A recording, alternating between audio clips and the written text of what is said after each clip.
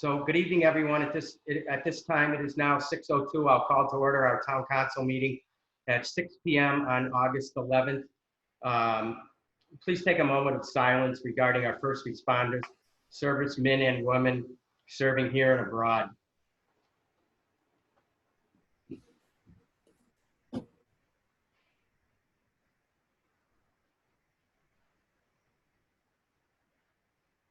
Thank you. In accordance with Mass General Law, this meeting is being audio and video recorded, and I would ask, is there anyone in our audience taping as well? Jamie, do you see anyone out there? I'm sorry, who was that? It's Mike. I'm asking if you're seeing anyone in the audience taping or recording our meeting tonight? Just us. Okay, that sounds good.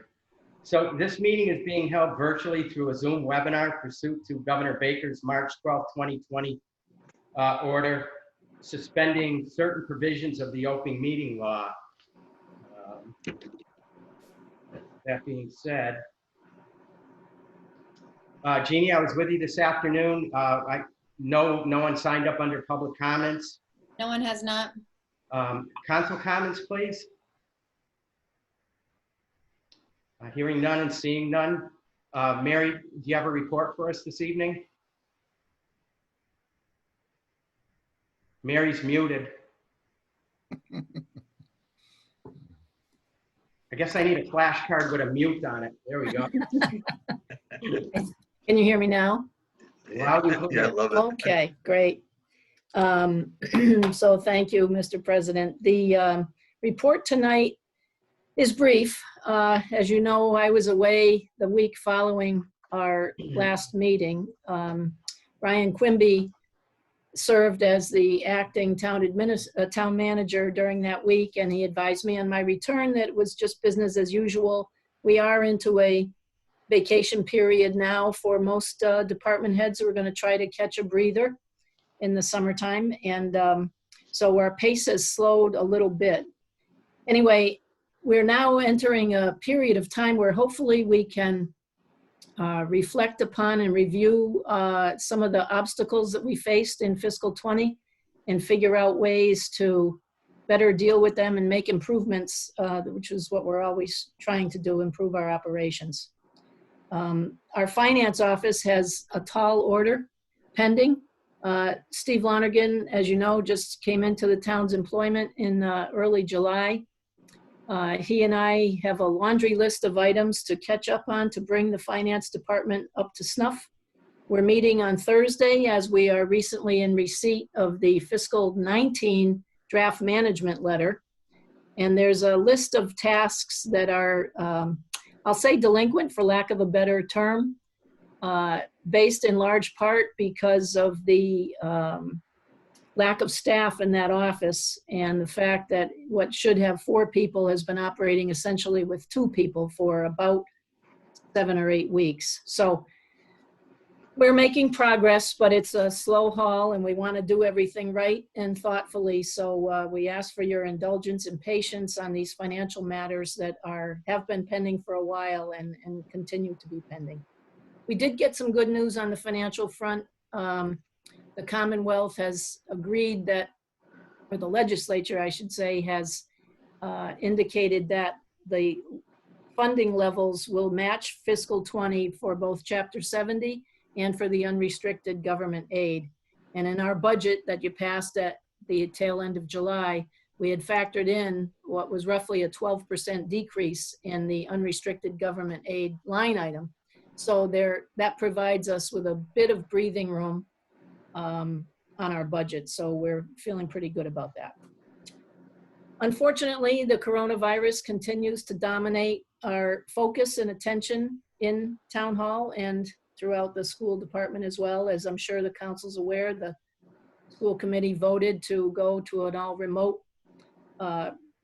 educational system starting this fall, as have most other communities in Western Mass. And unfortunately, it puts us in a position where every time we try to get optimistic and work on a new project, we find that we're bogged down by virtue of the fact that we have to be mindful of the health considerations and the very practical consequences that imposes on our town hall operations. Every once in a while, an employee shows up not feeling well, has to go home from work and get a corona test. We've had several instances where we've had to do contact tracing and slow certain department operations as a result of this virus. So it's no one's fault, certainly. It's just an ongoing, burdensome issue that overwhelms us at times. Last week, as you all, again, are probably very well aware, we had a severe storm in town, caused severe power outages, electricity outages, downed tree limbs, spoiled food in just about everyone's refrigerator, lack of cell service in some instances. There was also contemporaneous water break, a 36-inch water main break in downtown Springfield, which caused enormous problems. We had some residual difficulties with Westcom communications as a result of that storm, in that the system was overwhelmed with calls. There were over 2,000 calls in a 90-minute period. Paul Morissette and Jeff D'Alessio attended an operational after-event meeting today at Westcom, at which they digested or attempted to digest and analyze what went wrong and how it can be fixed in the future. There were, however, 13 people on duty that night, and the number of calls just continued to overwhelm them, even with all those people on staff. In fact, there's only 7 positions, so 13 people on duty. They were getting a lot of rollover calls from other communities that have different dispatching services. So the plan for the future is that they're going to install some additional computers. They're going to have extra phones. They're going to have specific dispatchers identified for East Longmeadow Fire and Police and for all the other community fire and police. So the update from Paul Morissette this afternoon was essentially positive outcome and analysis and an acknowledgement that things were not perfect, but they were understandably flawed based on the volume and the severity of the storm. We also had a little bit of, I'll say dissatisfaction, although that's a strong word, with the National Grid response in town. Some people were out of power for 3 days, I think, maybe going on 3.5 or 4. And when that's happening in your own house, obviously it feels like an eternity. But we're trying to be mindful that this storm affected the entire East Coast, and the normal backup personnel that would serve National Grid and our community were occupied in the Mid-Atlantic region. National Grid was bringing people in from Canada and from the Midwest to respond to the storm here. And there were enormous outages in other communities beyond East Longmeadow, Springfield and Munson to be particular. So overall, we had kind of a rough week. It was one emergency on top of another, and that still is hard to accept as your routine, but that seems to be what's happening in our lives over the last 6 months. Other than that, everything's just fine. We're moving along. We're starting to, I worked with the recreation department this week. We're trying to get started again on resolving the outstanding issues on the open space plan. There's still a couple of residual questions that need to be answered on that.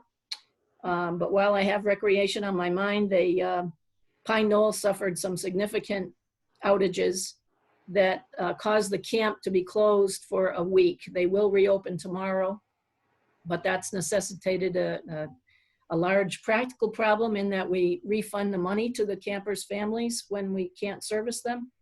Not to mention the disappointment that the kids and their folks experienced as a result of the camp being closed. So we're just trying to manage the issues as they come up each day. And obviously, if any of you have any questions, I'll be happy to try to answer them. Any questions for Mary? Hearing none and seeing none. Mary, thank you for the report. Sure, welcome. Our next order of business will be the approval of our open session minutes from July 14th, 2020, if I could have a motion, please.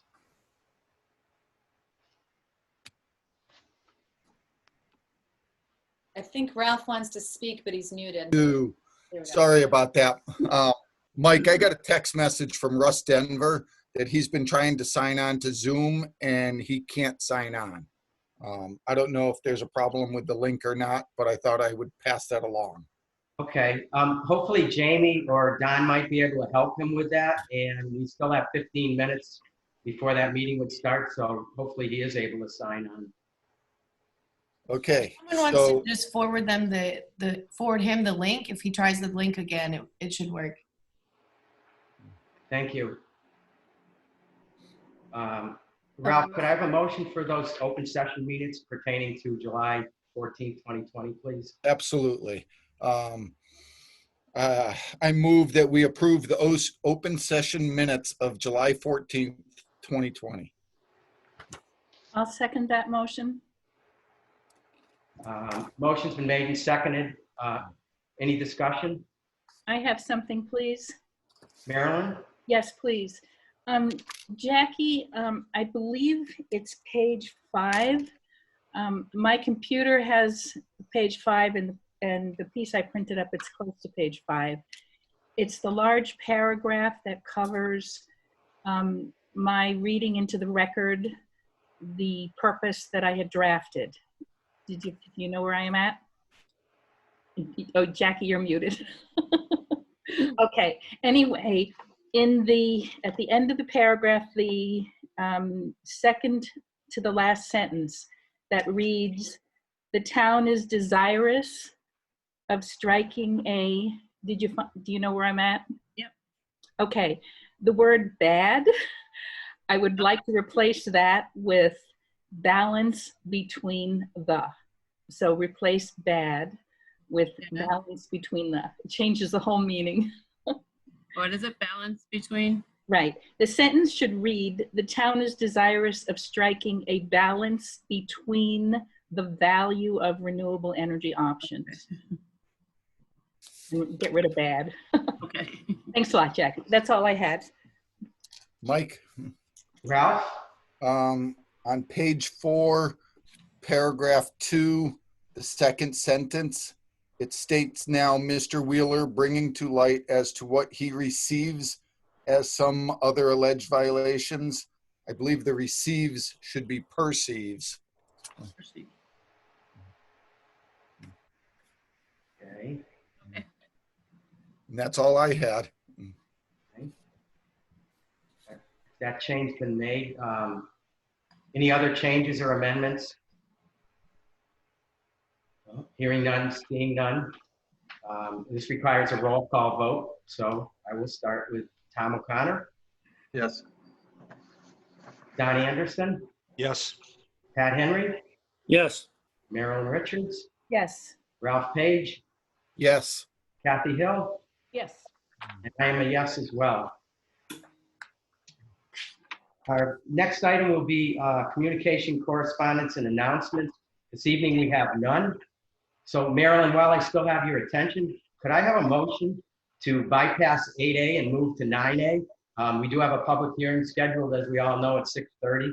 So if we move over to 9A, that'll give us 15 minutes and hopefully it will correct Russ's communication problem. I move that we move 8A, public hearings, and defer to 9A, orders of the day, until such time as we can return at 6:30 p.m. Second. Motion's been made and seconded. Is there any further discussion? Hearing none and seeing none, roll call vote again. Tom O'Connor, Yes. Pat Henry, Yes. we make it a little shorter. Don, Yes. Marilyn, Yes. Ralph, Yes. Kathy, Yes. and I'm a yes as well. So under orders of the day, under licensing matters, Kathy, you're chairing that committee. Do you have a I am. report for us? Yes, I do. Thank you. The licensing subcommittee met on July 20th to discuss a situation with some of our licensees, specifically 3 establishments who hold active licenses who are currently not using the license as it's intended to be used.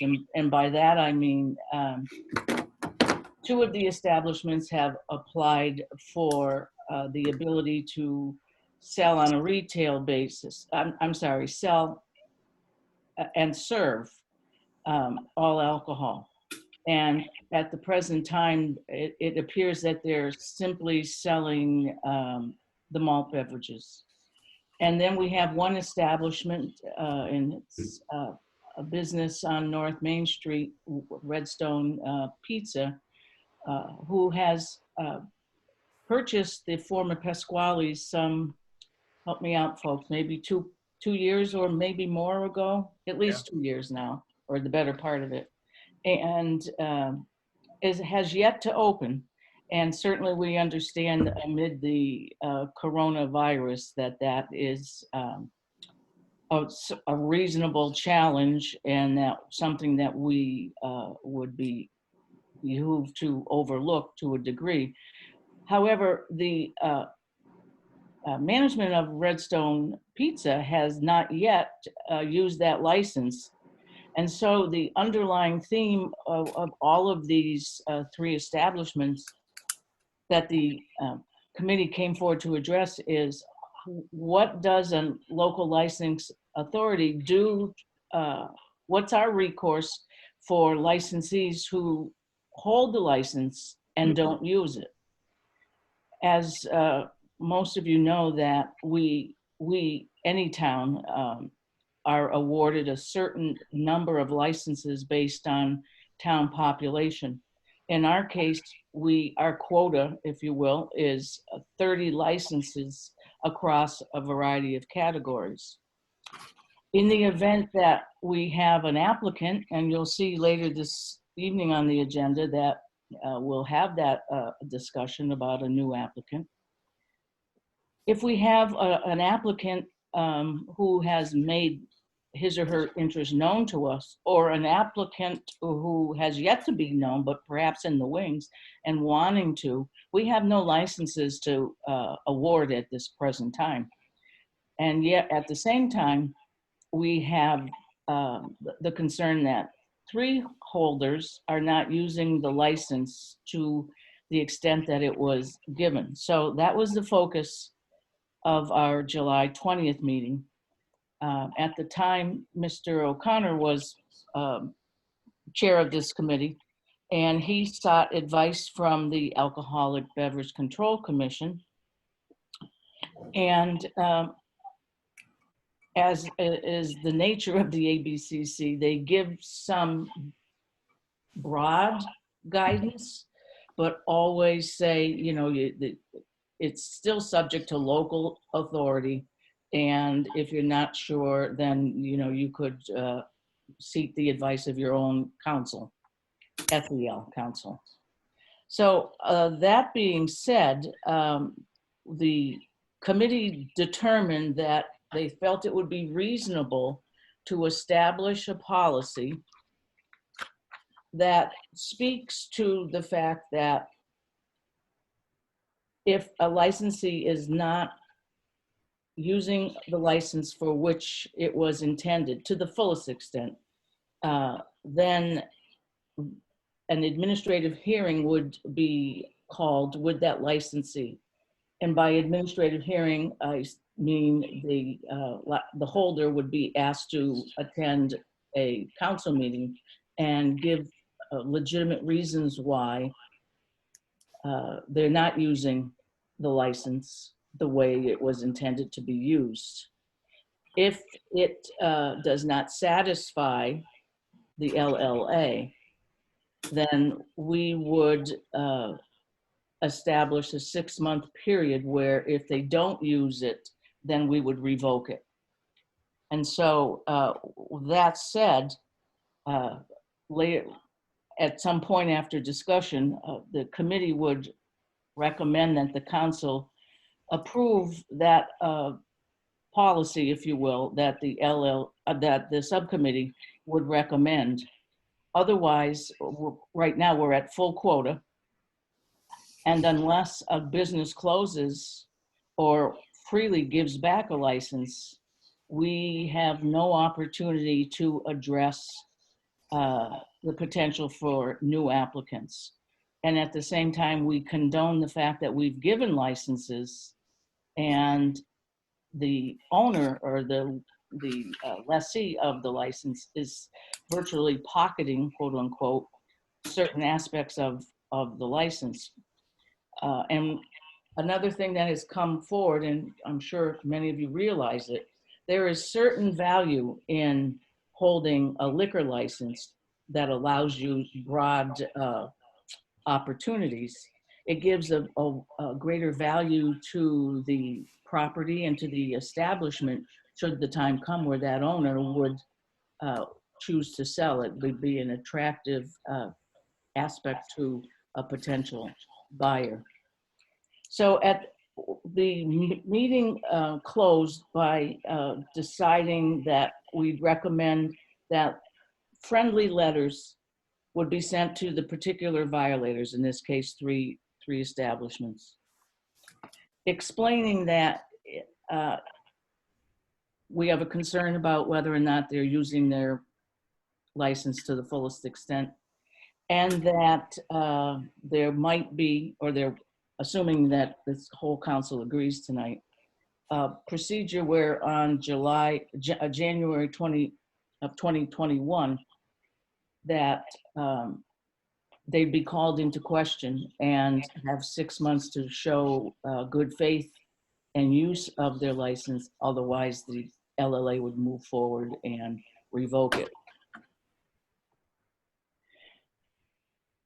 Questions? That was a mouthful. Pat?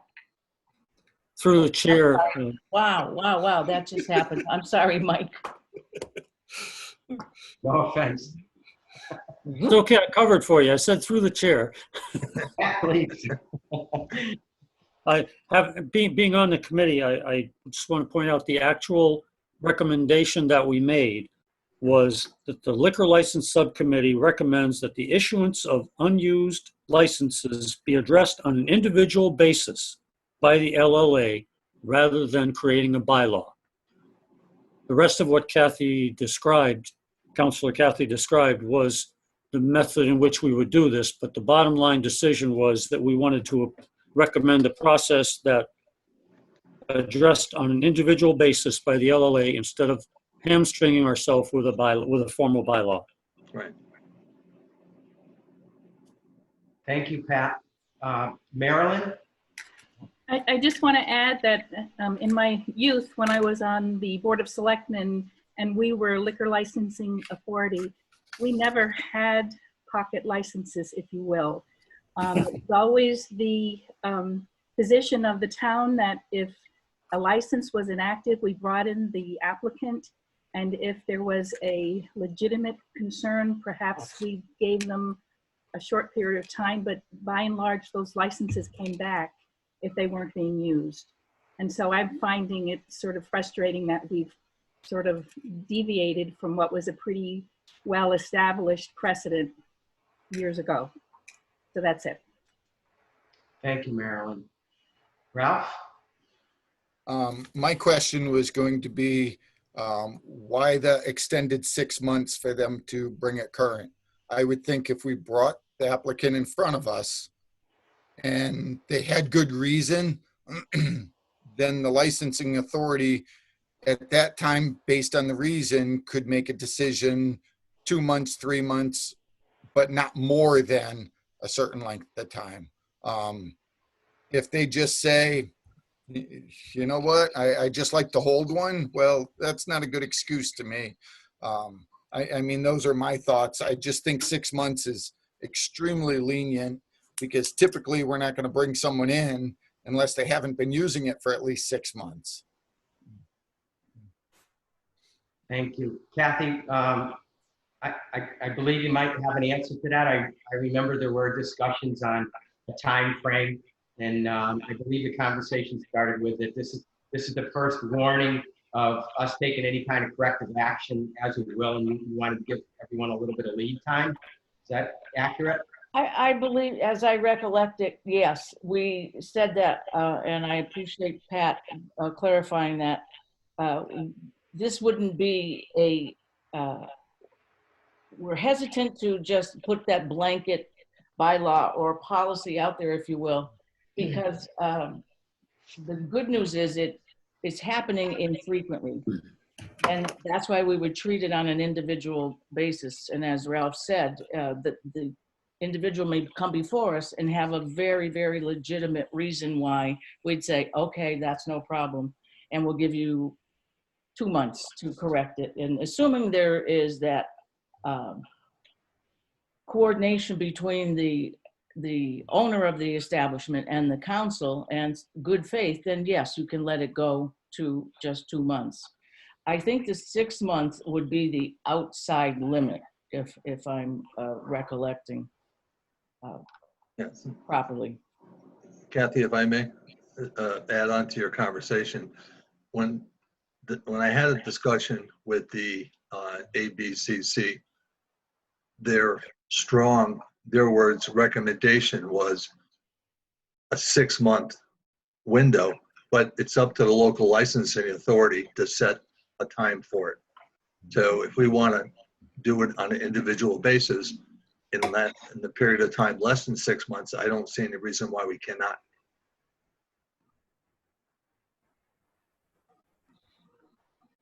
Thanks, Tom. Any other comments on Kathy's report at this time? Okay.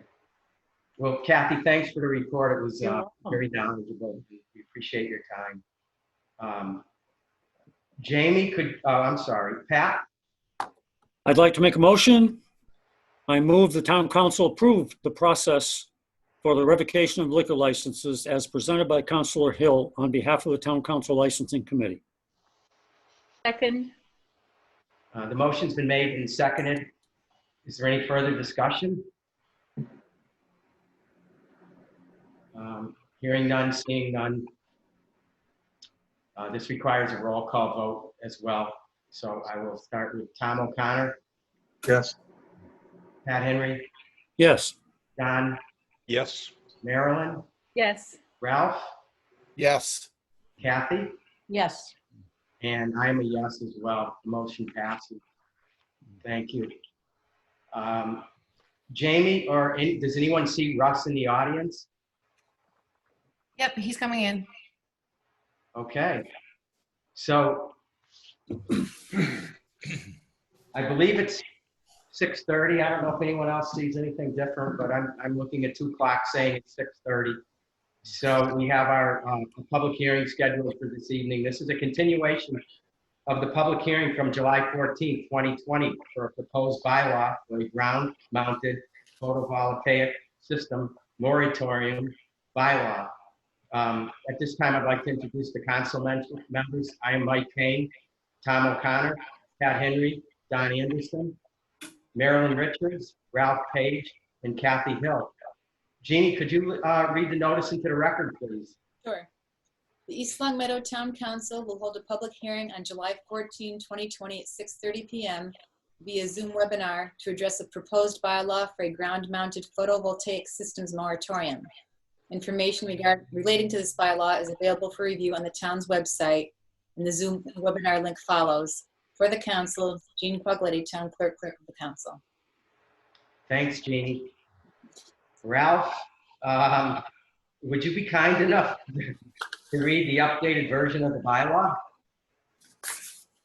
Sure.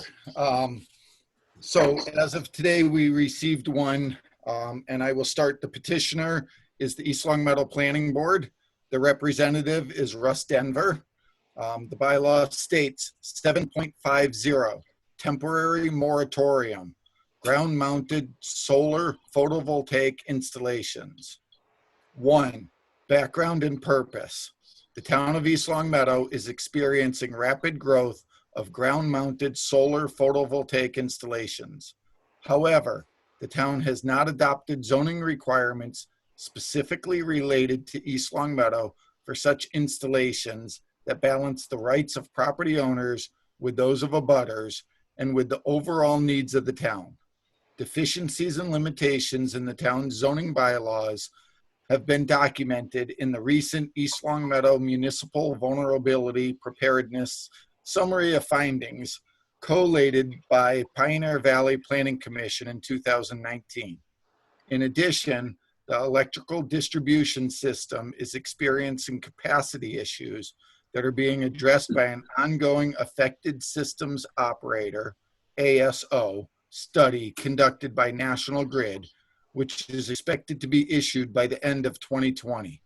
Concerns have been raised, including but not limited to the placement of large-scale commercial / industrial appearing facilities in residential zones, the visual impact on abutters, potential loss of property values, potential loss of agricultural lands, and prime agricultural soils, the clear cutting of forest land, environmental impacts including erosion and sedimentation, hazardous materials, impacts on wildlife, stormwater management, and safety implications of the solar projects proposing power storage by battery and methods of financial assurance for the eventual decommissioning of such installations.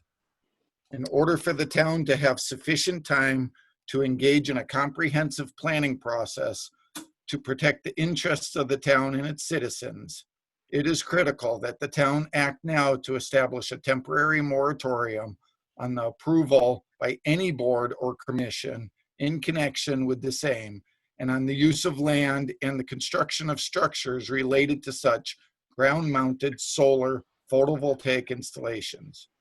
During the moratorium period, the town shall undertake a planning process to address the potential impacts of medium-scale and large-scale ground-mounted solar energy systems in the residential districts of the town. Consider the Massachusetts Department of Energy Resources guidance for regulating solar energy systems, and shall consider adopting new zoning bylaws in response to these new issues. 2, temporary moratorium. For the reasons stated above, and notwithstanding any other provision of the zoning or general bylaws to the contrary, the town of East Longmeadow hereby adopts a temporary moratorium on the use of land or the building of structures for ground-mounted solar photovoltaic systems in residential districts that equal or exceed 40,000 square feet in area or 250 kilowatts of energy production. The moratorium shall be in effect through September 1st, 2021, or until such time as the town of East Longmeadow adopts zoning bylaw amendments that regulate the installation of ground-mounted solar photovoltaic systems in residential districts, whichever occurs earlier. Done. Thank you. Whew. And as Councilor Page previously stated, the petitioner in this public hearing is the planning board. The current chair of our planning board is Russell Denver. I would ask that we bring Russell Denver into the meeting to present the reasons and rationale for the proposed bylaw. So I think if you look, we just sent a chat. We see Russ is a panelist, but he has no audio or video available. And we messaged him and have no response, so I'm not sure he's aware. So Russ, if you can hear, you need to check your microphone settings and your video.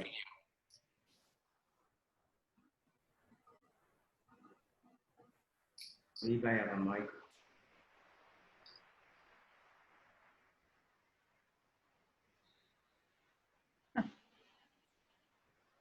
Well, it sounds like he's able to hear us, but not communicate back.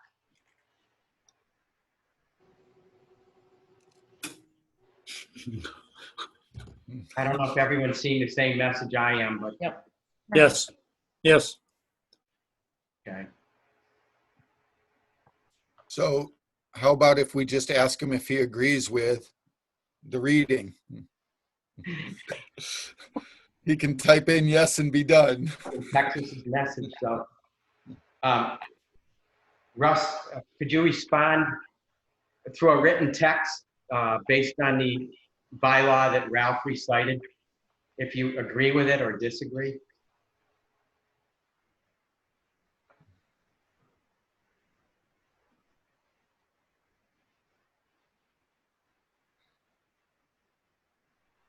Okay. Oh, he's, okay. He just stated, I agree with everything said. We So need, for the public viewing in, Russ has content to a text format, and he agrees with the total concept and the bylaw that Ralph recited. So thank you for your response. Mike, I'd also, if I could just jump in and add, the chat on Zoom will end up as part of the public record. That gets saved. So just so people are aware that is part of the public meeting, that chat is available. Well, that's great for those viewing it at another time when we'll be able to see it in a text format. So thank you, Don. At this time, the public will now have the opportunity to offer input. If there is anyone from the public, the speakers must state their names and addresses. Address only the council and be as specific as possible. Jamie, does anyone in the public there want to chime in under the public hearing session? Or public comments? I think Jamie's muted.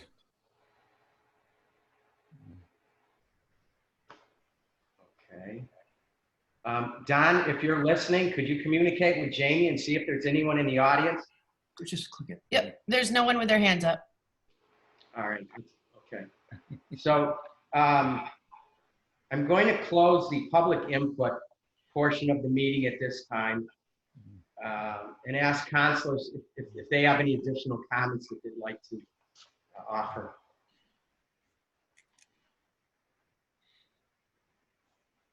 So seeing no comments from the council. Mike, I'm sorry. I'll start with Don, please. Well, I was deferring to Pat, but I do have a comment, but I'll yield my time to Pat first.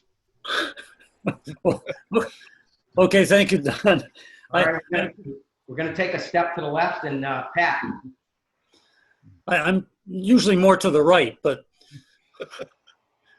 my question is, originally, I believe this was presented to us that it would involve all districts. Now it is just purely targeted toward the residential districts. And I want to be sure that that's exactly what is being proposed. Seems clear. And the other item is the date. I believe that our lawyer recommended a date of June 30, 2021, rather than September 1st. I have no real heartburn either way, but I just wanted to clarify those two questions. Okay. So Mike, may I? Please, Ralph.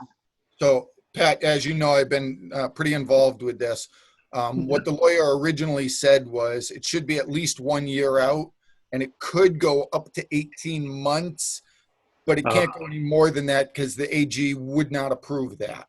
The September 1st, I figured by the time we got through this meeting, we got everything done, it would be about a year. That's where that number came from. Thank you, Ralph. All right. Any other questions? Don? Yeah, I mean, basically, I'm echoing what they just said about the timeline, but I think just for viewers to be clear, this is in no way an anti-solar bylaw. This is actually a chance to get it done right and to look at proper bylaw and every necessary so that you know there was a way to make it possibly work after public hearing and comment and so forth.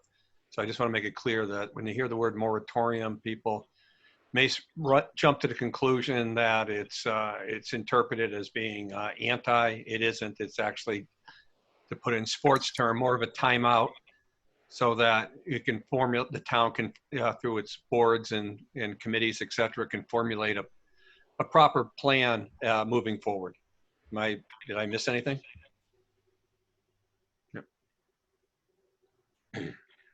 believe you're all set. Are there any other comments regarding the subject matter? If none, I would entertain a motion to approve the proposed bylaw for the ground-mounted photovoltaic system moratorium as presented.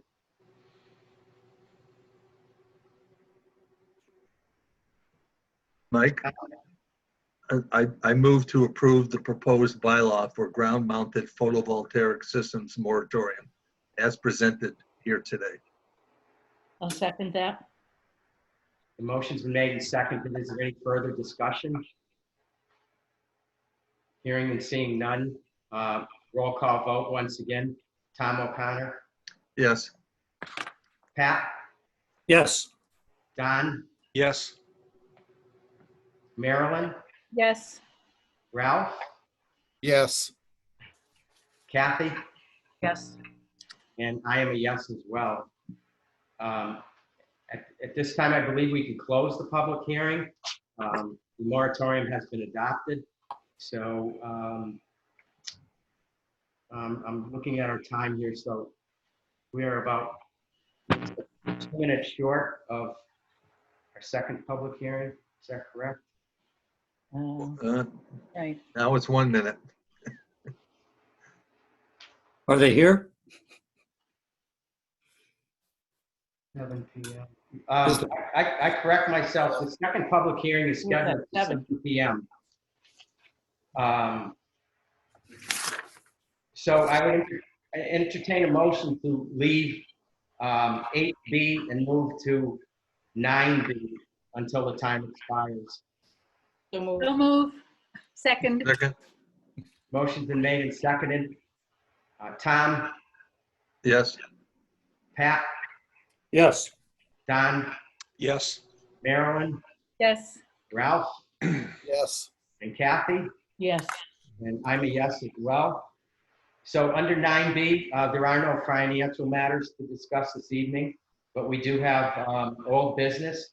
And I would ask for an update from Don Anderson, please, regarding the town council planning matters subcommittee. Well, you'll notice in your packet a copy of the draft that I feel like a movie premiere, years in the making, it seems, but that came out.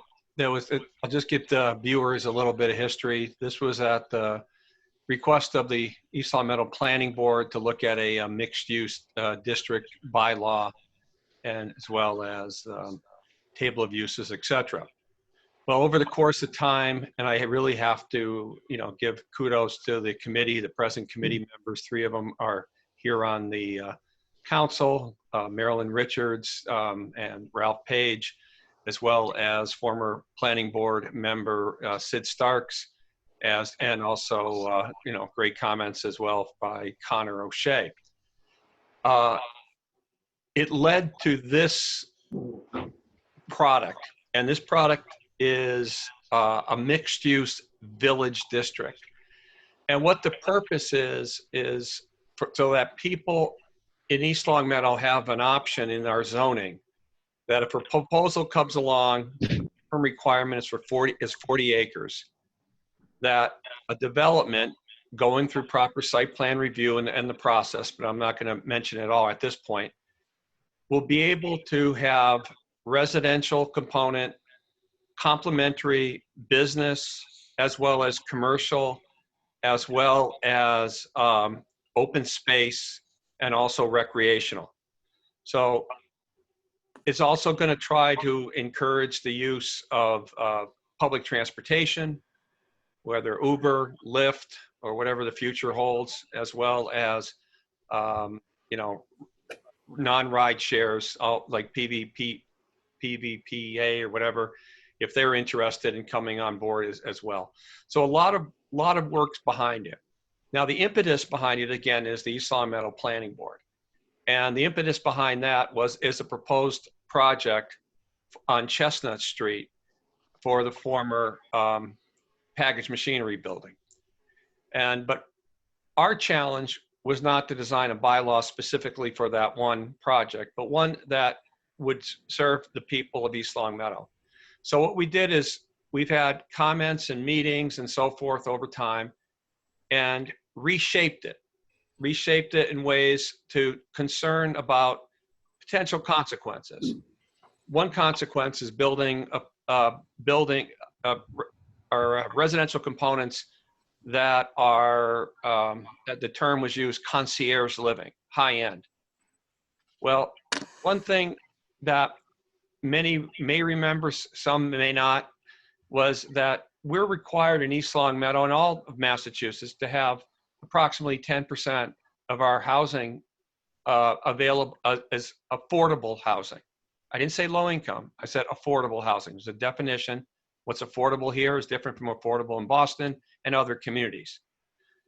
And a project where all the residential component would be concierge living would put the town potentially in danger of falling below that number. So trying to address that, we put in a scale where 10% of the final residential component would be affordable housing. So there's a lot to read in here, but then again, I think it's a pretty straightforward read.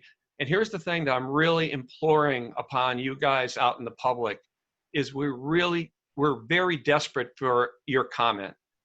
I mean, these projects are huge, going to have hopefully a positive impact in East Long Meadow, but we really need to hear from you, the public, what your thoughts. And I'm asking the town if we can not only just have this, we all see the final draft. And the final draft, remember folks, is not the one necessarily we're voting on. We're gonna have public hearings and comments. And so we welcome hearing what you guys have to say. And I'd love to have this thing posted up on our East Long Meadow website. And we, again, welcome your critique and comments. Thank you. And through the chair, if the two other members of our subcommittee, Ralph or Marilyn, want to add any comments as well, that would be fine through the chair. Thank you. Thank you. Ralph, Marilyn? I'd love to make a quick comment. First off, I'd like to thank Don. It was a long time. It was a lot of work. You kept with it. You kept us on track, and we greatly appreciate it. We think that the product that we're submitting to the council, the whole council, I think we've hit on most everything. But again, it's very in-depth, so it's important to really read through it. There's going to be questions. I'm hoping that the town citizens come out and ask questions and give us their input because, we're only a committee of 5, and you know what? We may have missed something, and I would love to get it added in early on rather than waiting down the road and saying, oh, now we need to correct this. So I'm hoping the citizens hear this. I'm hoping they go to the website, they read it, ask any questions they can, and come out to the public hearings. Thank you. Thanks, Ralph. Marilyn, do you have anything? Just that when we had the original proposal, there were a maximum of 600 units. We shaved that somewhat. The maximum would be 480. And of that maximum, 10%, 48 units would be the affordable units. And when we went through the project, we were very specific with language that the affordable units would not be designed or complemented in any way different from any of the other units. The whole idea was to provide an opportunity for perhaps some of our senior citizens who would like to stay in East Long Meadow and could not afford perhaps the concierge prices that would go with a higher or luxury offering. So those 48 units we hope will be directed towards East Long Meadow residents. We put a provision in for home preference. And so I just, it's important to know that on every step of the way, we had East Long Meadow on the table with us trying to incorporate whatever we could to enhance the quality of life here in East Long Meadow. Well, that's it. Thanks. And I just want to thank everybody that participated on that board, those that aren't here with us tonight, for putting the time in. This is a great vehicle to create tax revenue, to help offset our mill rate. It's probably the biggest game we have in town right now that can have the most severe or complementary consequence toward our mill rate. So by you getting together and expediting this, and at the same time taking the time to make sure you get it right, we all appreciate the time you spent on this particular committee and subject matter. So thank you. 6:53. Moving along under 9C, or 9D correction, under new business, we have a proposed bylaw for prohibiting the growth of bamboo in East Long Meadow. And we're going to need to bring Bob Black in. He will be the petitioner that's writing this bylaw. But I would like the general public to know that we have all received many pages of documentation, in regards to this proposed bylaw. So we're here tonight to decide, Jack, what we want to do with that bylaw, and we'll vote on it. But I'd like to give him the opportunity to at least give us an abbreviated version, because we do have all the supportive documentation that was submitted earlier. So Bob, thank you for that. Mute. Bob, are you with us? He's muted.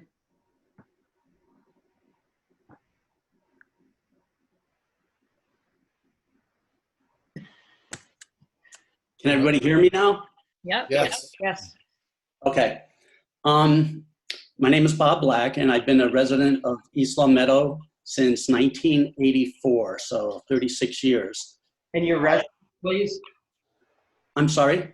Your residence, please? Oh, yep. It's on Edmond Street, over off of Maple Street, near St. Michael's Church. Thank you. Yep. And really, this whole idea of prohibiting bamboo is kind of in response to my next door neighbor, who planted quite a few bamboo plants in his backyard this summer. So I just wanted to go over some of the dangers of bamboo and kind of educate everybody on what bamboo is or what it can do to a neighborhood.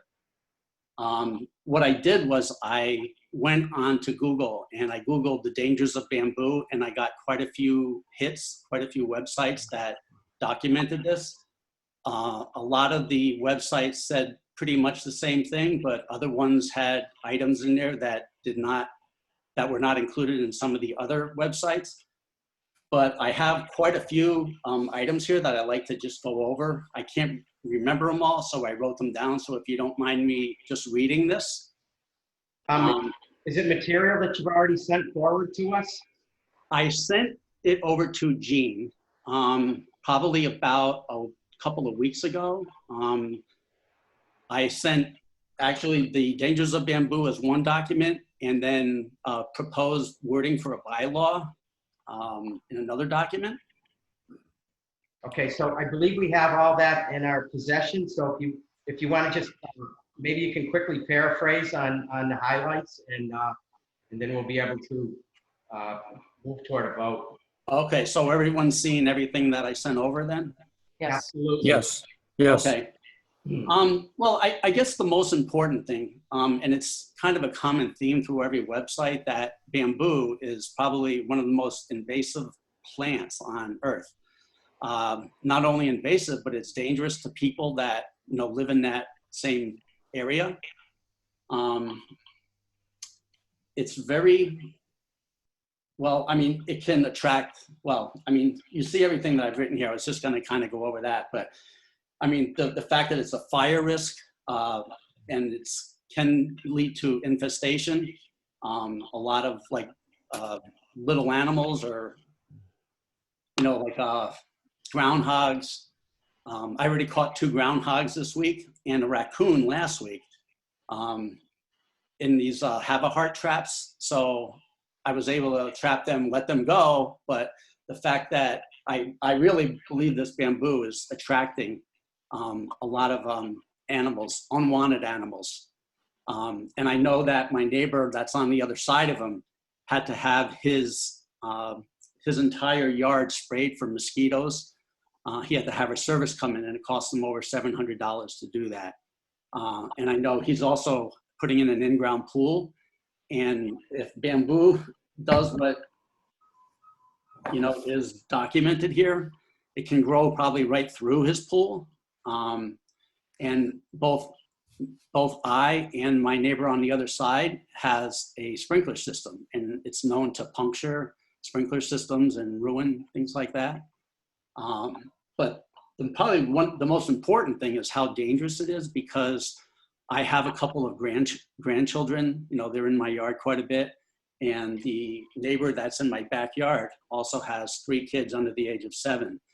And these rhizomes, or the roots that kind of spread out, can actually have these, I guess it's like sharp bamboo stalks that actually grow above the surface of the ground, and can be really, really dangerous for kids if they were to fall on them.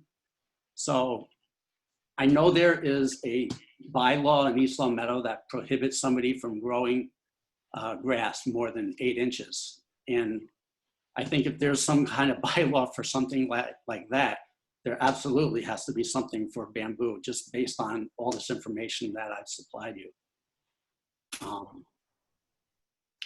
So I guess I would like to know, like, what the next step is. What actually happens now that I've, you know, documented this? You've all seen it, and I have actually put in proposed wording for a bylaw. I don't know if you saw that, but I've never written a bylaw before, so I'm not sure how to actually word it, but I listed a few items that I think should be included in that. So moving forward here, you're asking where we go from here. Correct. Before we get into discussion, I would want to put a motion on the floor and have it seconded. But at this time, I would ask, does any council members have any direct questions for Mr. Black before we move toward a motion? Pat? Through the chair, thank you, Mike. Mr. Black, I understand that this is a real problem for you as a result of what appears to be invasive species from your neighbor, but I cannot find this on the list of invasive species on the state website, which lists over 100 nuisance and invasive plants. Bamboo is not listed. I also discovered that, go ahead. Yeah, I mean, there are bylaws in other towns and states across the country.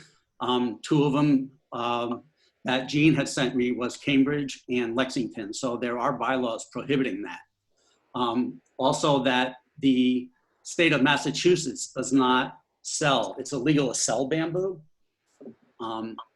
So it's not illegal to grow, but it is illegal to sell. But correct. I don't know what's on that list of species that you can and can't grow in the state of Massachusetts, but I know there are towns or cities in Massachusetts that prohibit you from growing it. The second thing I found was that there are multiple types of bamboo, and specifically, some of them are identified as running, which Yes. obviously means the kind that are invasive. Others are not. So that is another issue that I found. Yeah.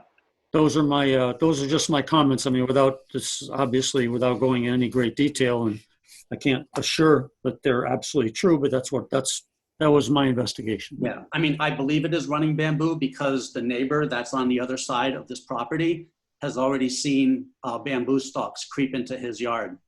I've been over to his residence and I see them, they're coming up. So I know that it's probably the type that you're talking about, running bamboo. Thank you. Don, did you have a question? Yeah, actually, I'm echoing what Pat said about the running. There's different types of it. And I remember from my planning board days, we had a situation where we tried to restrict, wasn't bamboo, but that there's so much rights in terms of farming and planting and so forth. I think we have to be very careful not to cross over is there a solution that can like have setbacks that if somebody wants to grow bamboo non-running, can they have to be 10 feet away? I'm making this up. I don't know. Something to discuss. To find something as opposed to a flat out ban. And to also, I think we need to check with the state to see, because I'm trying right now as I'm talking to you, I'm trying to read some of the dicta, some of the background on the Cambridge situation. And basically what I'm reading, and it's, you know, from, is that they directed the town manager to try to find some strategies in some ways. But I don't know if an all-out ban is going to work. Is there some, so Mr. Black, besides the reference to Cambridge, what was the other community you mentioned? It was Lexington. Lexington, okay. Yeah, and I'm sure there are others. Those are the only two that I know about. If there are no other questions, we can still get into discussion once there's a motion put on the floor. But I would ask our past planning board members to rethink this motion, because I'm wondering myself. Mike, we can't really hear you. If you can maybe come closer to the microphone. Okay, is that any better? Much better. I was saying before we put a motion on the floor, I would just like to get little experts from maybe Marilyn, Don, and Ralph, our past planning board members, because I'm not sure the function of planning board. There's no zoning piece of this, so I think it may simply be a vote of the town council and not involve the planning board at all. Marilyn? Thank you, Mr. Black, for doing extensive research. I always appreciate having some information to review and discussing an issue before the town. I'm struggling with this particular proposal a little bit because I get the sense that the whole focus of the bylaw is stemming from an issue with your neighbor. Have you tried to solve this issue? Is your neighbor aware of the invasiveness of this product and how you feel that it's endangering your grandchildren or your neighbor's children? I've always been resistant to a bylaw change that comes from a neighborhood dispute, if you will. Yeah. Can you speak to that a little bit?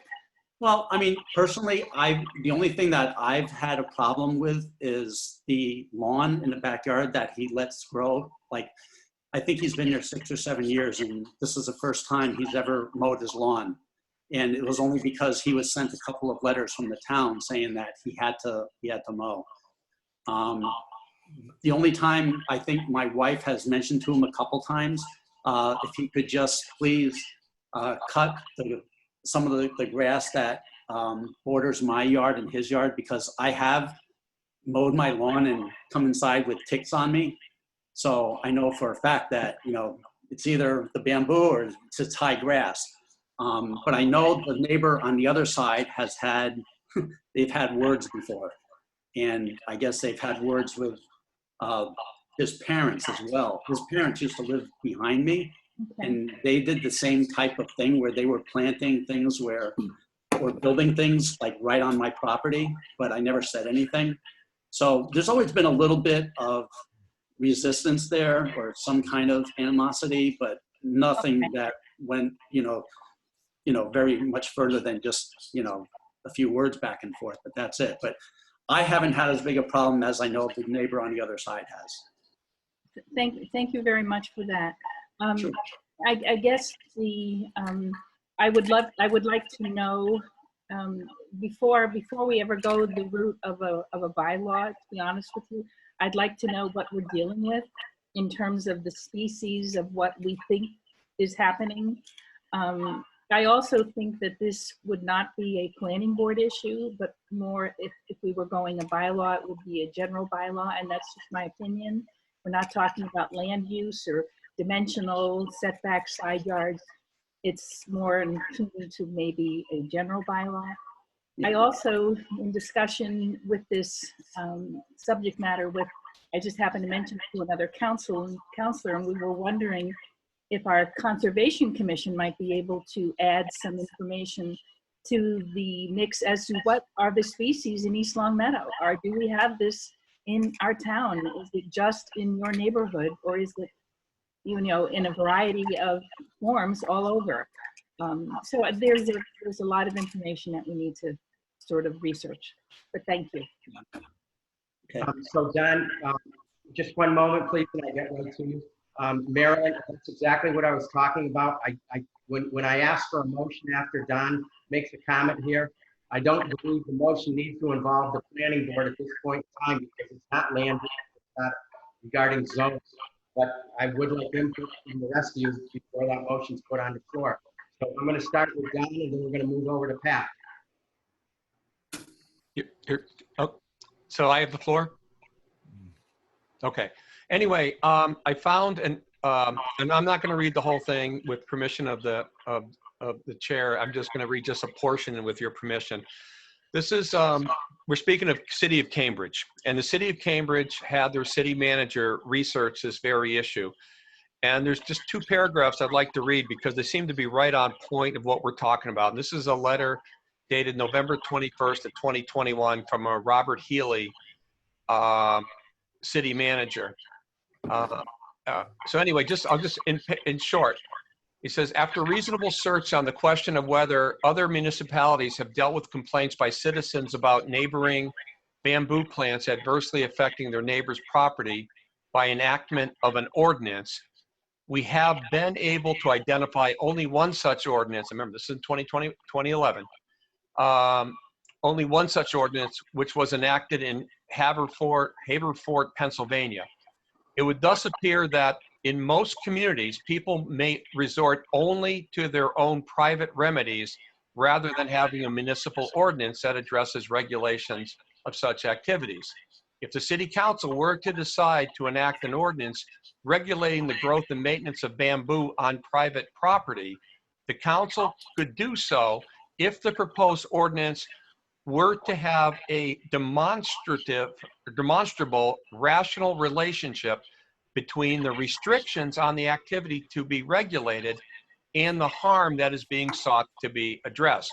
Our preliminary research into whether such an ordinance would be advisable has revealed that there are many types of bamboo, some of which have the potential to cause a nuisance on abutting properties, while others do not. Now wrap it up.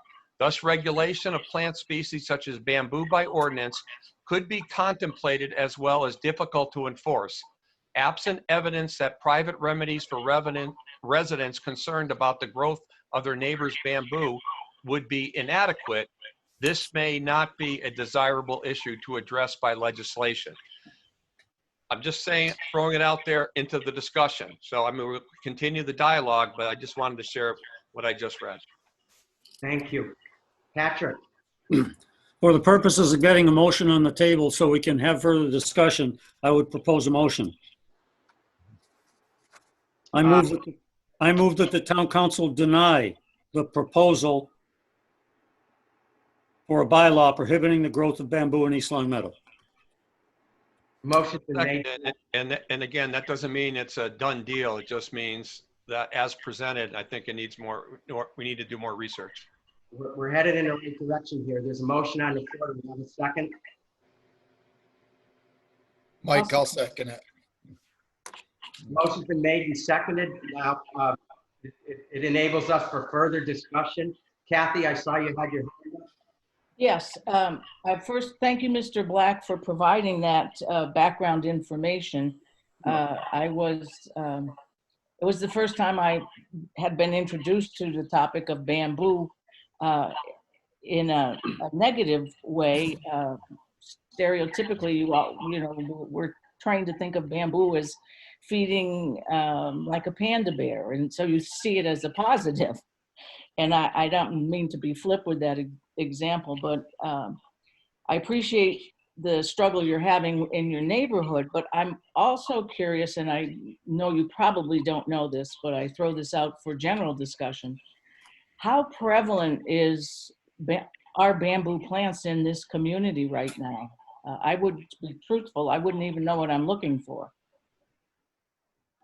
And the second is, I would echo what Marilyn is saying, that perhaps we should ask the Conservation Commission to get involved. I know on that commission, we have some extremely knowledgeable people in the subject of wetlands and flow of water and all of those environmental issues that we are not experts in. And maybe they should take a first run at it, and Mr. Jernstrom's committee can perhaps come out to Mr. Black's property and look it over, and then maybe the commission has some insight into whether or not it is more of a townwide problem or if it's isolated. And I appreciate the fact that you cannot buy the product in Massachusetts, which leads me to believe that you either go to a neighboring New England state or you're seeking it online. But the fact that it's not saleable in Massachusetts gives, to me, signals the fact that that underscores the potential for negative impact on the environment. Thanks, Kathy. Further discussion, Pat, please. Mike, as the maker of the motion, I want to point out that I understand Mr. Black's concern. However, it is not in the Massachusetts list of nuisance and invasive plants. And that's a big deal for me as a town councilor. It is also one situation that we know of that is really, as Councilor Marilyn indicated, should usually be involved on a one-on-one basis. But finally, I hesitate to go to the planning board or to the Conservation Commission because we have so much going on in town as it is right now. We have many, many issues that we're facing, and this just seems to be one more thing to pile on them that I'm not certain is going to result in anything, any bylaw that we can put together. So that is the purpose for my recommending the denial of this bylaw proposal. Thank you. Thank you. Ralph? Mike, you know, I had to weigh in. I'm a landscape contractor by trade, and I will tell you on a regular basis, almost a daily basis, I hear customers complain about bamboo. And when I go to look at it, I realize that it's actually not bamboo. It's what's called Japanese knotweed. Oh, yeah. Which is on the Massachusetts invasive species list. But when you just look at it, the first thing that comes to mind is bamboo. It looks like bamboo. I'm wondering if we ever passed a bylaw, who's going to go out and determine whether it's Japanese knotweed, whether it's running bamboo, whether it's clumping bamboo. It's a bylaw, in my opinion, that's not enforceable.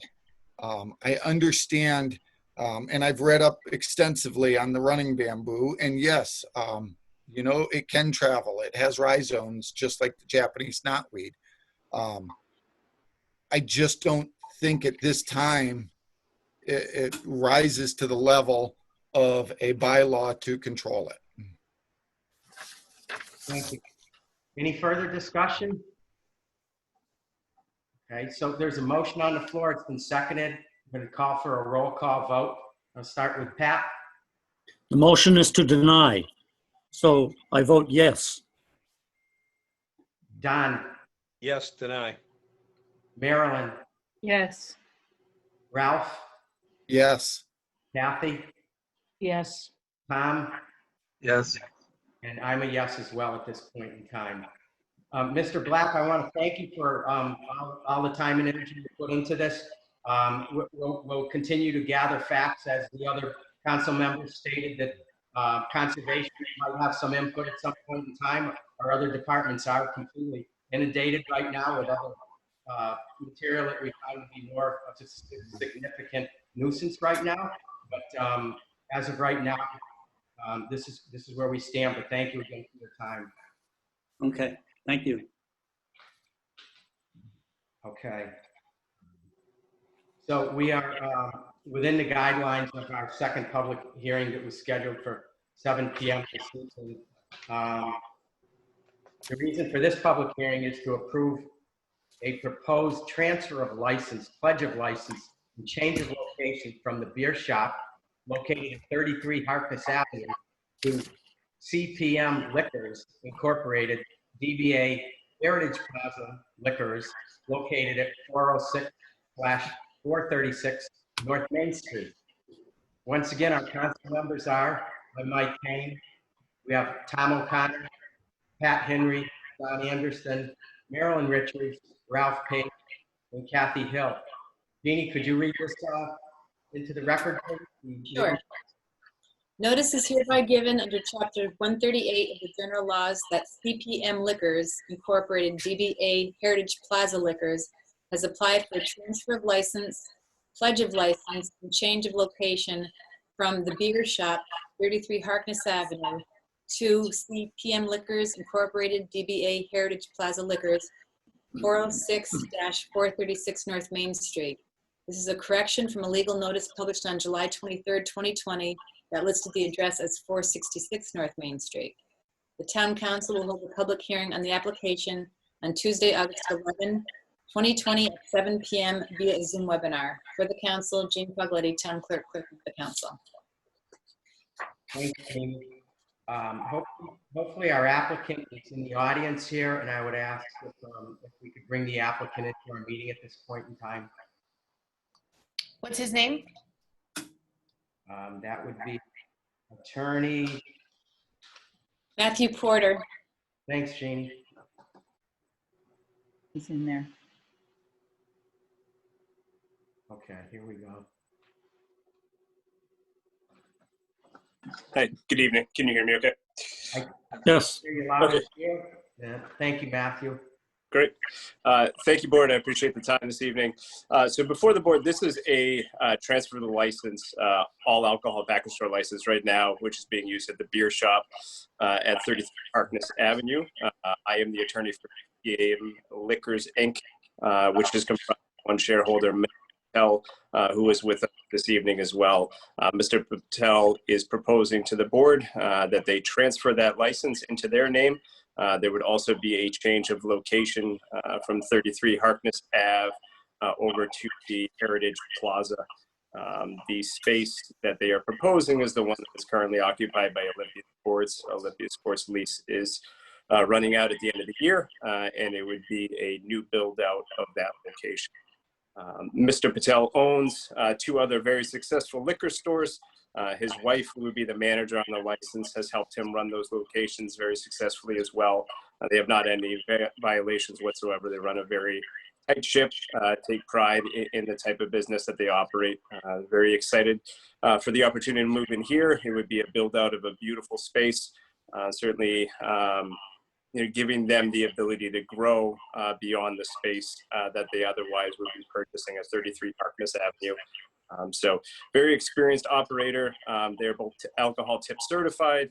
Scanning machines would be installed in their place to safeguard against underage sales. All their employees would be required to be tip certified as well. Their financing is in order. Their lease is signed. And certainly, if the board has any questions directly of myself, I'm happy to answer them. And Mr. Patel is here as well. Thank you very much.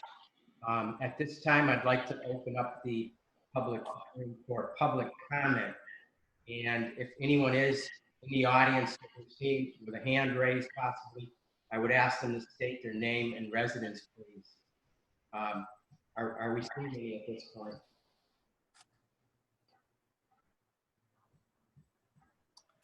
Nope, no one's raising their hand. Thank you.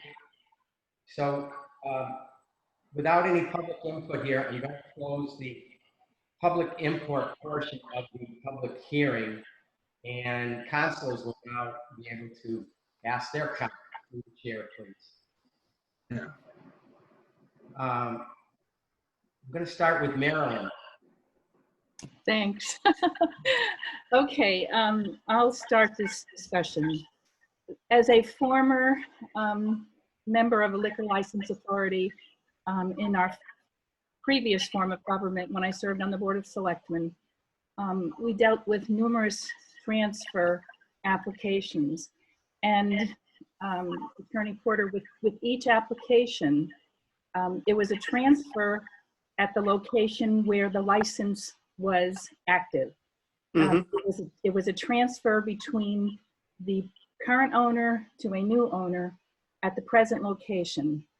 When we dealt with a transfer, we looked at how that particular operation has, been successful at that location, or whether there were any issues.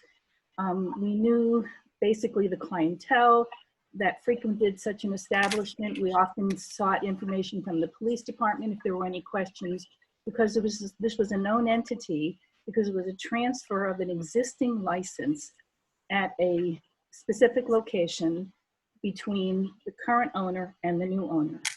You're now asking to transfer the license from a current owner to the new owner to a new location. And that, I don't believe, has happened in our town. I have no knowledge of a transfer from location to location. Yes, from individual to individual at the current location, but not a new location. Historically, when a business closes up shop, if there's an existing license, the license goes back to East Long Meadow, who has possession of these licenses. And I'm of the opinion that this particular license is a new application, because we're dealing with a new location and a new individual. And I would like to see this particular license come back to the town of East Long Meadow, and we deal with it as a new license, and have your client apply for the new license at the new location, which would not establish, say, precedent by doing a transfer from one location to another location. So I couldn't support it in the way it's being presented this evening. Those are my thoughts. Kathy? Oh, you're on mute. I would echo the spirit of Marilyn's remarks that if in fact the beer shop is transferring the license, to me, they are going out of business, for lack of a better word, then the license should revert back to the town. And similar to the information I gave to the council earlier this evening around licensees who pocket a portion of their license and maintain a disadvantage for a town to offer licenses that aren't being used. This is not, this contributes to that rationale. I would prefer to consider the beer shop license remanded to the town, and then this new applicant to go forward for that particular license.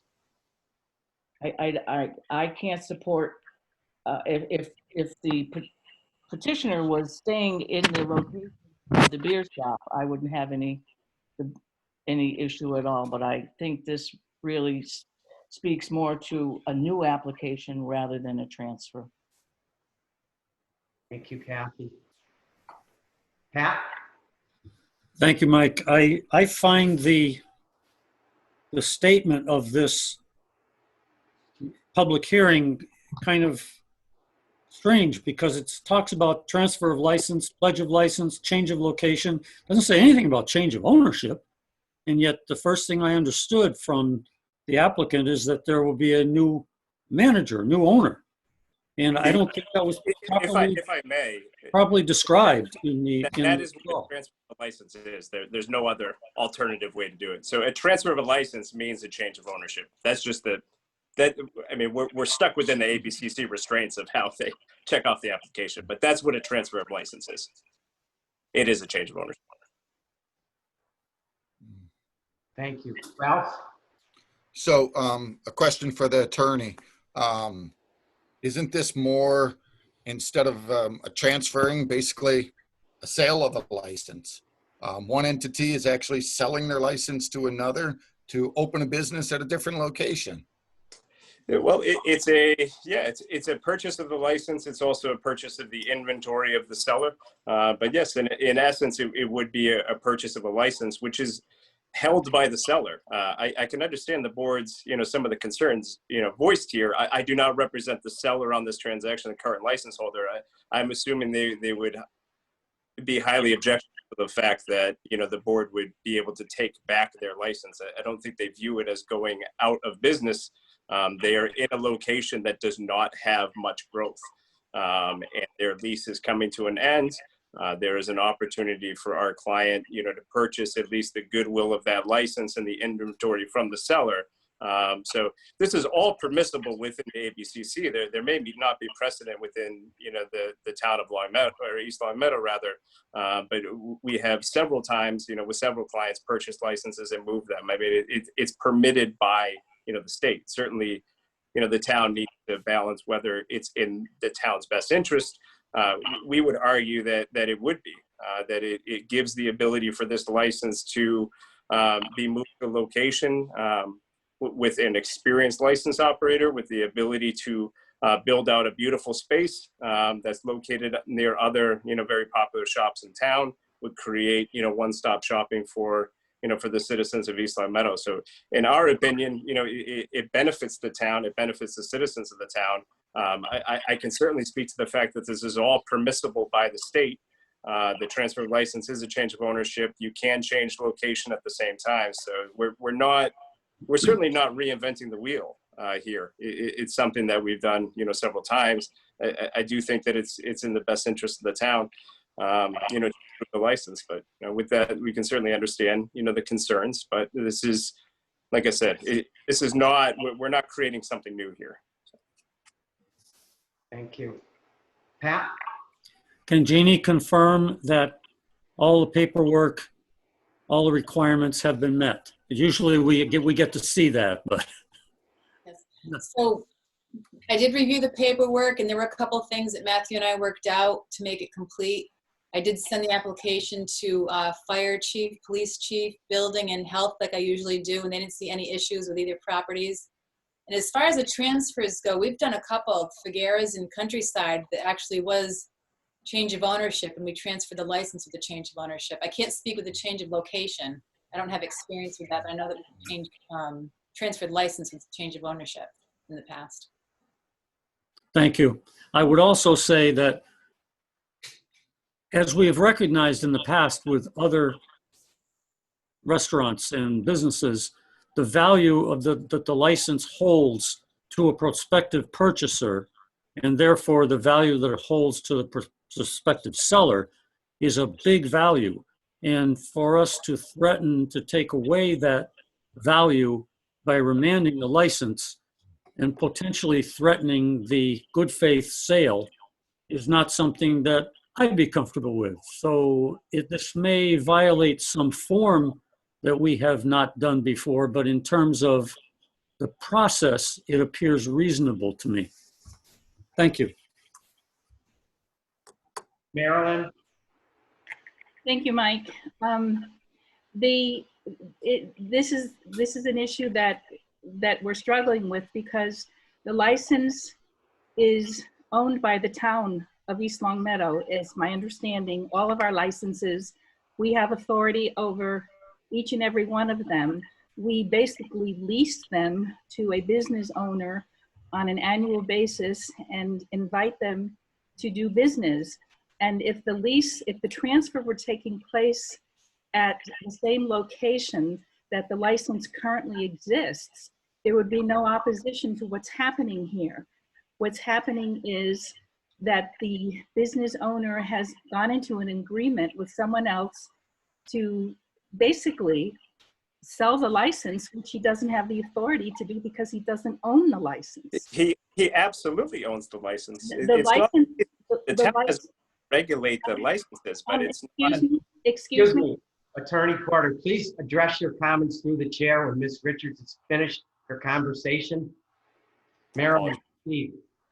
The licensing authority has a privilege to establish certain precedent or certain principles, certain process within how our licenses are managed. You know, and I would bow to a legal opinion from our town attorney if I'm speaking out of turn, but I have been socialized in my service to this town for a number of years that our liquor licenses belong to the town. We lease them, but in fact, when I was on the liquor licensing authority in my youth, we took back every license that was inactive. And if it was owned by somebody, we wouldn't have had the power to do that. It's unfortunate that we're having this discussion, and I would hope that if, however the vote goes this evening, that if the vote is to turn the license back to the town, that the applicant would apply as they should for the new license. It's a new applicant, it's a new location, it's a new application, a new license at 466 North Main Street. Thank you. Attorney Porter. Thank you, Chair. Yeah, so to speak to that, I could certainly understand, you know, from the perspective of an inactive license, that there can't be inactive licenses within, you know, any town or city. This is not an inactive license. You know, currently the seller is operating his business. There is ability to, you know, to liquidate that business and to transfer that license to a new buyer. But this is not a pocket license. So certainly the towns are well within their right if there's an inactive license in order to take back that license. Now, there's a whole set of protocol in order to do that. They have to first put notice that they are acting to take back that license. They then need to give the seller the ability to either transfer that license or to move to a new location. So there's a whole set of criteria that goes into that. And all of that is to say that that's not the case here. This is not an inactive license. This is a license that is held in ownership by the seller. If I may, I wasn't implying that this particular license was inactive. I was using it as an example that we have licenses that are inactive that the town is seeking to take back because we have the authority to take back these licenses.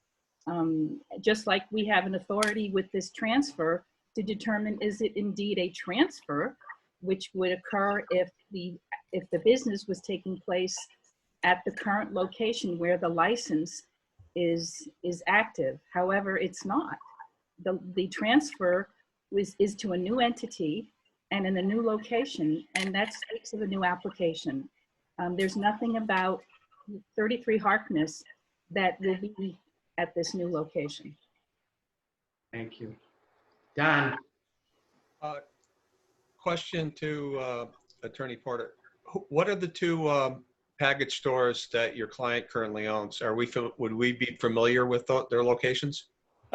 He owns a store in Phillipston, which is Quabbin Plaza Liquors, which is a relatively good sized store up there, and then a store in Barrie. I would say the one in Quabbin Valley Plaza is probably more similar in size to what Heritage Plaza would be. So similar sized operation there. All right. My thought on this is, yeah, I've been in town government as long as Maryland, but not on the liquor licensing.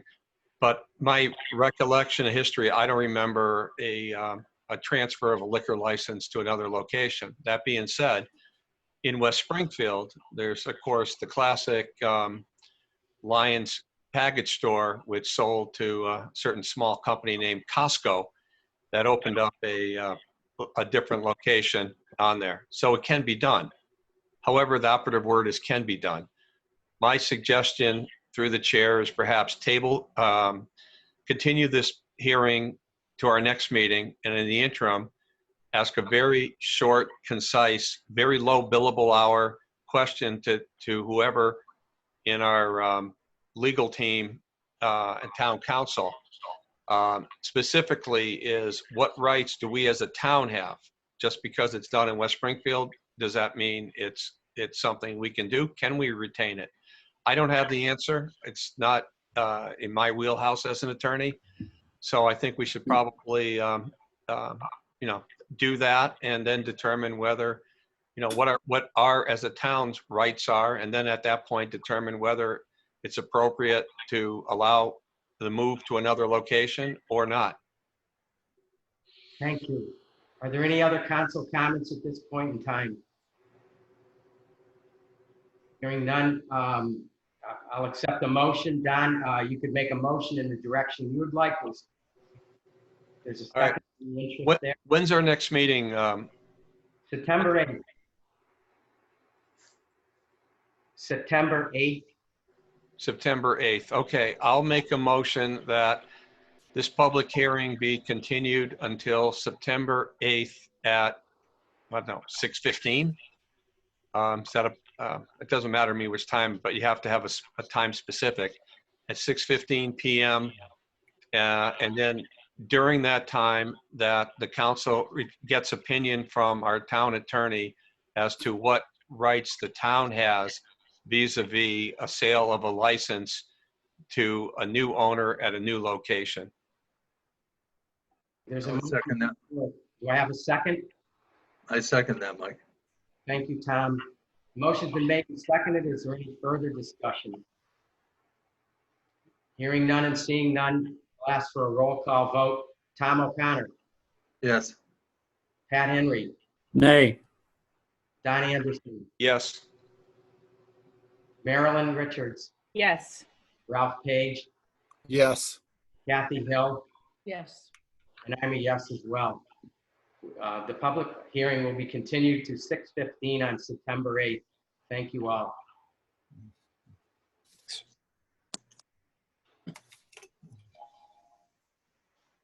Okay. So we're going to continue along here. Our last agenda item would be action items for our next meeting. We don't have any suggestions for action items based off tonight's council meeting. Tom? Not based on tonight's, but this is something that I've mentioned in the past, and I think it's important that we don't lose track of it. As we revisit the budget on September 11th to amend it according to what funds we may be getting from the state and federal government, and allow us the opportunity to add or make cuts to it. I think it's important that we have all the information we need. And part of that is a 5-year capital plan. Then that will be considered for our next meeting on September 8th as an agenda item. Kathy? Just a point of information on Tom's remark. I'm not of the opinion that we can make any adjustments to our budget on September 8th or whatever the number is there, because we have had information from the state saying that they are going to stay with a month-to-month budget through October. So we can't anticipate what that is going to look like until the end of October. So I don't see the benefit of revisiting any budget amounts until that time. Yeah, if I may, through the chair, that September 11th was just a date of the next meeting. And if it takes longer for us to get the information from the state to actually firm up and set a budget and move forward with our capital projects, then yes, it could be October. I've heard some different information from my colleagues at the state level, and that is the state does not have the money to level fund at this time, and that they're waiting for the federal government to come across with the money so they can fulfill their promise. So there's a lot of unknowns still, but the point is we need a 5-year capital plan to review at that point. Marilyn? Yes, Mike, thank you. At our last meeting, there was some discussion about an issue involving A.W. Brown and their parking situation. And in the research or the information that we got, there was also some issues that also came up with respect to the operation of the restaurant across the street. Can we have some sort of an update? I understood that department heads were going to sort of do some investigation, if you will, just to see whether, you know, things were operating as they should, that the restaurant is staying open for the time that when the liquor is being served. So those are things that are important, and we need an update if we can have it at our next meeting. Thank you. If there are no other action items. I have one, I'm sorry, Mike. That's great. Mr. Chair, Start with Ralph. I'm sorry. Ralph? Actually, as an action item, I think we need to, as Don had stated on the last, we continued the liquor license. We need to get an update at least from our attorney on the legal process, if it's legal, if it's not, and go from there. So I think that's something we need like right before the public hearing starts. Kathy? I'm thinking back to early June when we had a presentation from our health director about the potential for a East Long Meadow health partnership. And at the time, we deferred any further decision-making until August 11th, and that's tonight. So perhaps we can get an update from Mary or Amy as to where that might be going for our next meeting. All right. Thank you. Anything else? Okay. With that being said, I'll entertain, there is no executive session, so I'll take a motion for adjournment. Move to adjourn. A second. I'll second it. Thank you, Ralph. Motion's been made and seconded. If there's no further discussion, we'll roll call vote, and our next council meeting will be scheduled for September 8th at a predetermined time. With the roll call vote, Tom? Yes. Pat? Yes. Don? Yes. Marilyn? Yes. Ralph? Yes. Kathy? Yes. And I'm a yes as well. We are adjourned at 7:45. Thank you all. Thank you. Thanks, Mike. Good night, all. Have a good night. Right.